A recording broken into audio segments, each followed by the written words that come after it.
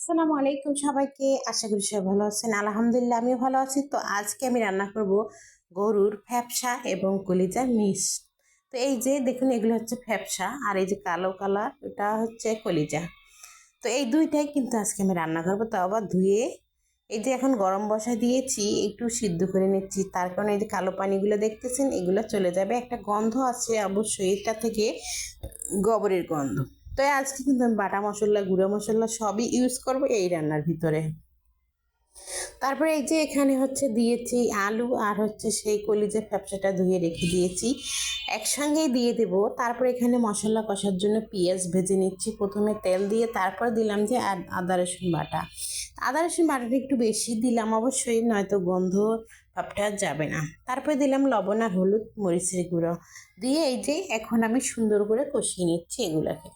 সুন্দর করে যখন কষা হয়ে গেল তখনই আমি কিন্তু পানি দিয়ে দিলাম। পানিটা দেওয়ার পরে কিছুক্ষণ আবারও জাল করে নিব। জাল করে নেওয়া হয়ে গেলে তো আপনাদেরকে দেখাই দেব যে আমি এখানে কি কি দিয়েছি। সেই মিশানো আলু আর হচ্ছে ফ্যাপসা কলিজাটা একসঙ্গে দিয়ে রান্না করে নিচ্ছি। তো এটা কিন্তু আলু দিয়ে বেশি ভালো লাগে রান্না করে খেতে। আবার শুধু শুধু ভালো লাগে কেউ খায়, কিন্তু আমার কাছে কেন জানি গরুর সমস্ত কিছু আলু দিয়ে রান্না করলে একটু ভালো লাগে। অবশ্য অনেকে বলবেন যে কেন আপনি আলু দিয়ে খেতে চান। আসলে এটা যার যার রুচির ব্যাপার। আপনার ইচ্ছে হলে খেতে পারেন, আবার নাও খেতে পারেন, সেটা আপনাদের ব্যাপার। তারপরে তো আমি এখন উলট পালট করে দিচ্ছি, মানে নেড়ে দিচ্ছি। নেড়ে দেওয়া হয়ে গেলে কিন্তু এখানে আমি আবার পানি দিতে হবে, কারণ এখানে কোনো পানি হয়নি দেওয়া। মশলার ভিতরে এগুলো কষায় নিচ্ছি, তো পানিটা অবশ্যই আমি দেব। এটা একটু কষা হয়ে গেলে পানি দেবো। আর ওই যে যে মশলাটা বাটা দেখেছিলেন ওটা দিয়ে ধুয়ে আমি কিন্তু এখানে পানি দিয়ে দেব। তবে ওটাও দেওয়া হয়ে যাবে আর মশলাটাও দেওয়া হয়ে যাবে। মশলা পানি দুইটা একসঙ্গেই দিয়ে দেবো। তাই তো পানিটুকু শুকিয়ে নিচ্ছি। নেওয়ার পরে দেখুন এখন কিন্তু আর কোনো পানি নাই আমার এখানে।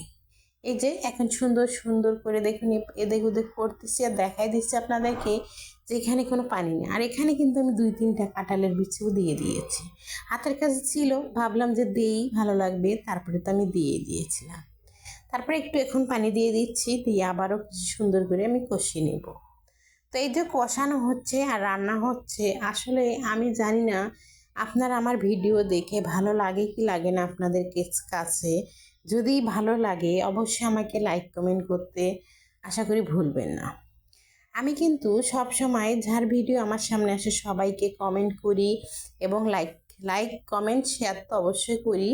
কিন্তু মাঝে মাঝে দেখা যায় কি ভিডিও দেখতে দেখতে আমি যে কমেন্ট করব ভিডিও শেষে গিয়ে, তার আগে ভিডিওটা শেষ হয়ে যায়। তারপরে কমেন্ট করতে পারি না, আবার ফিরে নিয়ে আসি, আবার একটু দেখে আবার কমেন্ট করি। তো আমার মতো কে কে করেন আমি জানি না। এই যে আমার রান্না কমপ্লিট হয়ে গেল।